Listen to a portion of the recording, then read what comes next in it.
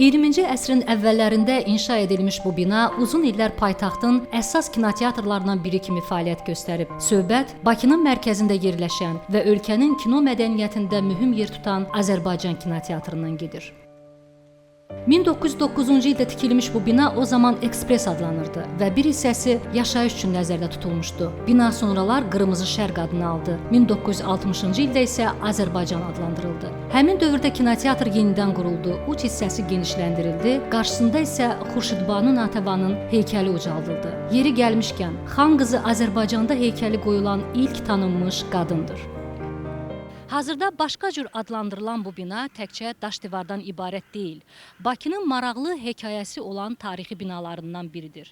Bəs bu bina niyə ütü formasında tikilmişdi? Onun New York və Parislə nə əlaqəsi var idi? Bu dəfəki şahidimiz öz daş yaddaşını bizimlə təzələyəcək.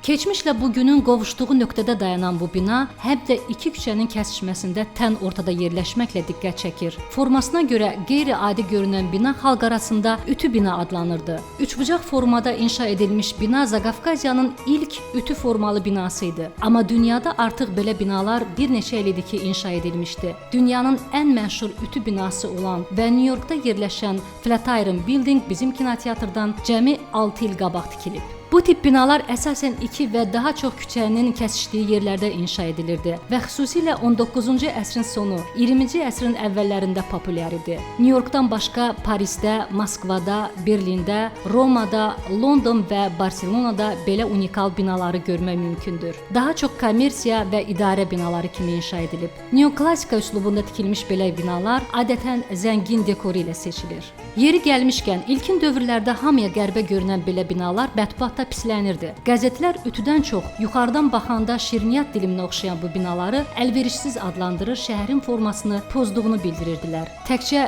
şəhəri mi pozurdu? Dünyanın ütülü şəhərlərində bu binalar kişilərin toplaşdığı məkanlara çevrilmişdi. Səbəb isə sadə, eyni zamanda xoşagəlməz idi. Binanın uc hissəsi güclü küləyi kəsib yel çəkimi yaradırdı. Bu da oradan keçən qadınların ətəyini qaldırdığı üçün dünyanın böyük şəhərlərində şorgöz kişilərin dəyişməz ünvanına çevrilmişdi. Amma Bakıda o dövrlərdə yad qadınlara açıq-aşkar tamaşa etmək xoş qarşılanmadığı üçün xoşbəxtlikdən yerli ütü binamızın belə utanc verici keçmişi olmayıb. Tam əksinə, Bakının mədəni yaddaşının bir hissəsi Azərbaycan kino tarixinin canlı şahidlərindən biri kimi dəyərləndirilir.